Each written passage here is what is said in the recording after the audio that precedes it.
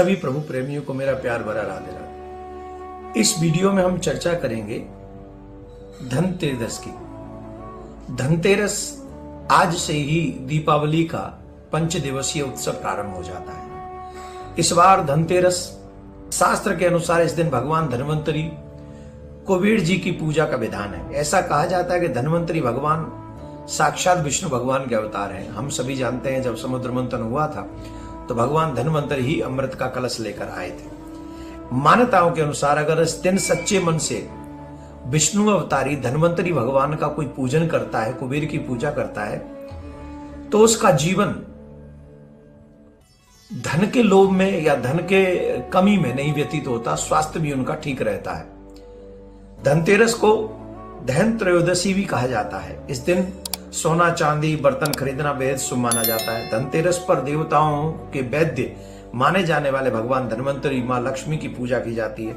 धनतेरस पर लोग इस कामना के साथ नया सामान घर में लाते हैं कि उनके घर में सुख समृद्धि बनी रहेगी।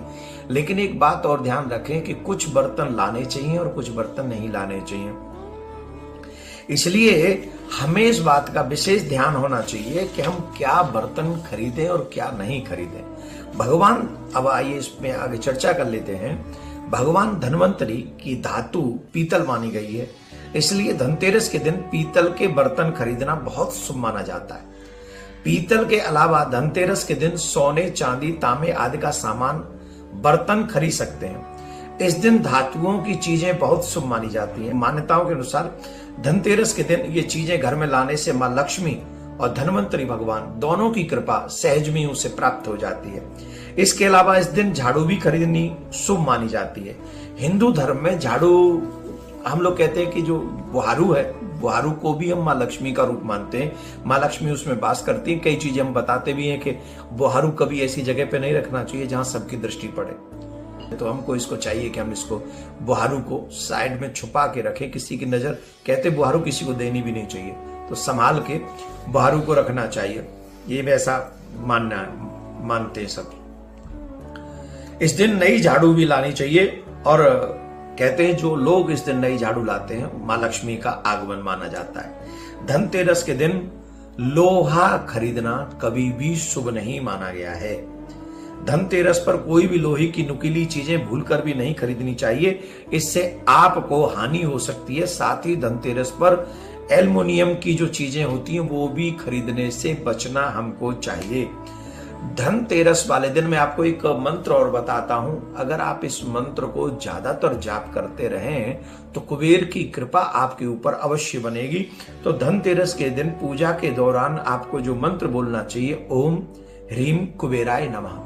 इस मंत्र का जाप करते रहें, इससे कुबेर जल्दी प्रसन्न हो जाएंगे। इसमें कोई भी संशय नहीं करना चाहिए। तो कुबेर की पूजा हमको अवश्य करनी चाहिए।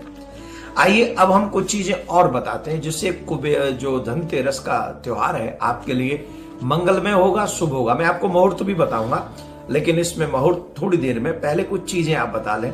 कार्तिक मास के कृष्ण पक्ष की त्रयोदशी के दिन यम नाम से भी विशेष रूप से दीपदान हमको अवश्य करना चाहिए। भगवान यमराज के नाम से भी हमको दीपदान अवश्य करना चाहिए। परंपरा है कि आस्था और विश्वास से जुड़े इस महापर्व पर यम की साधना धार्मिक दृष्टि से अत्यंत महत्वपूर्ण मानी जाती है। धनतेरस वाले दिन महिलाएं यम के लिए घर के दरवाजे पर आटे का चौमुहा दीपक, 4 बत्तियां, उस दीपक में आटे का दीपक अगर हम लोग बनाएं तो ज्यादा शुभ है। अगर आटे का दीपक ना भी मिले तो हम बाजार से मिट्टी का जो दीपक होता है वो ला सकते हैं, लेकिन पहला प्रयास करना चाहिए कि हम आटे का दीपक बनाएं और 4 बत्ती उसमें लगाएं और पूजा करने के बाद दीपक जलाकर दक्षिण दिशा की ओर मुख कर मृत्युनाम दंड पाशाभ्याम कालेन श्याममया सह त्रयोदश्याम दीपदान सूर्यज्य प्रियताम मम। इस मंत्र का जाप करते हुए यम की पूजा हमें अवश्य करनी चाहिए। धनतेरस के दिन मां लक्ष्मी के चरणों को घर में लाना बहुत शुभ माना जाता है। लक्ष्मी चरण इस दिन घर में लाना मां लक्ष्मी का आह्वान माना जाता है।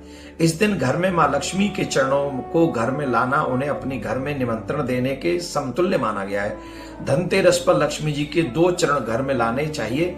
एक चरण मुख्य द्वार पर अंदर की तरफ आते हुए लगाने चाहिए और दूसरे चरण पूजा के स्थान में अंदर मंदिर में उसको विराजमान करना चाहिए। इससे ऐसा लगेगा जैसे मां लक्ष्मी स्वयं चलकर आपके घर में पधार रही है।